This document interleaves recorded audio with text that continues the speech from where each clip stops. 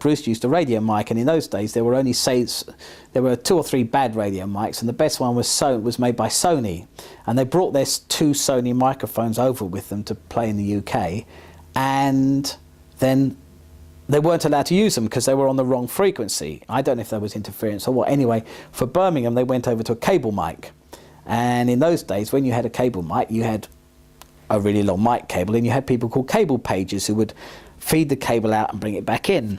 Well, Bruce had the screamers, so he had, in front of the stage, he had a runway about a metre below, and this runway ran right across in front of the speaker stacks, up some ramps, right up to the edge of the football ground. So effectively ran from side to side of a football pitch, and it had little runway lights on it for the mic cable to get caught in. And so there were 2 of us, one on stage right, one on stage left, and our job was to keep the mic from catching on these things. And it was relatively straightforward until the song where Bruce runs from it far stage left, right across the front, right across in front of the audience, and then up to the far wing. And I think it must be Dancing in the Dark, because then he comes back again, and then he would jump off the front of the stage, at which point the cable is definitely going to get caught on the runway lights. So I have to come out from underneath where I'm hiding, and now I'm walking on the catwalk holding the mic cable. So everybody in Birmingham football ground, or Aston Villa football ground, all they can see is me, because Bruce has now disappeared off the front of the stage, and I'm just walking along sort of holding the cable in 2 hands, guiding it over the lights. And it's all very well, and Bruce does the bit where he goes down the front centre, goes up the crash barrier, chooses a girl, gets the security men to bring her over the barrier, and then takes her up on stage to dance with him at the end of the song. And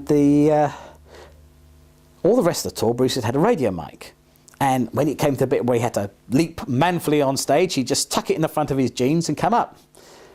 Well, I'm standing there with 100 feet of mic cable in my hands, standing on the front of the stage waiting to pull the cable up, make sure it misses the runway lights, when Bruce approaches the front of the stage and realises he's got a cable mic, which he's not going to put down the front of his trousers.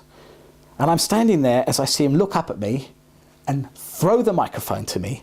As I stand there with 100 foot of mic cable looped around my hands, and a look of sheer terror passed across my face. He just tossed the microphone like that up at me, and I just had to sort of drop the cable and just grab it to my chest like that. At which point all the cable turned into a heap of spaghetti. And they desperately sought through it to get the mic in a hand and the cable's free, so I could give it back to Bruce so he could go up and finish his song. That was my moment of greatness. Nothing that good ever happened to me ever again. Although I did get to do half the Amnesty tour when Springsteen and Gabriel and Sting went all around the world. And I did the European leg, and then I flew down to Africa and did the Ivory Coast, and then flew on the freight plane to South America to do Sao Paulo and Buenos Aires. I had the privilege of being the monitor engineer and doing the last 2 ever Sex Pistols concerts. And I did Plymouth. I can't think what the place is called in Plymouth, and I did Penzance. I did something or other ballroom in Penzance, and they were the last 2 shows the Sex Pistols ever played in the UK. And the first, I set everything up. It was one of these sort of working for the sound company that had been doing all the Pistols shows, and I was to be the monitor engineer, and I'd never done them before. And the first night I set up on the same side as Sid Vicious in this club in Plymouth, and it was very strange because the Pistols were banned, and so there's a big sign, the posters were going up, Top International Mystery Group, and we got to the venue and there were all these punks there going, are the Sex Pistols playing, are the Sex Pistols playing? And we were going, no, no, no. And then we opened up the truck, and of course there were the set flight cases with Sex Pistols written all over them. So we got all these little punks to carry all the gear up 2 flights of stairs, and then we set it up, and then the Pistols people showed up and immediately threw them out of the building. But it was probably the most exciting show I've ever done. The atmosphere was just unbelievable. This was forbidden.